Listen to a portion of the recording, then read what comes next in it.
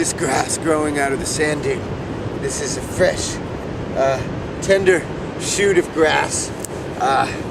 You can see it's very fresh, very tender, and you can eat these. So what you do is you want to break off the stem there a bit, and this fleshy part here, this is the best part. And you just eat it down. It's not bad really. It's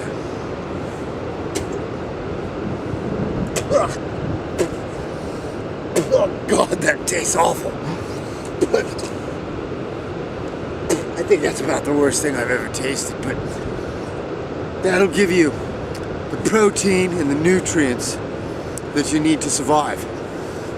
It's very important that you take every opportunity to nourish yourself when you're trying to survive.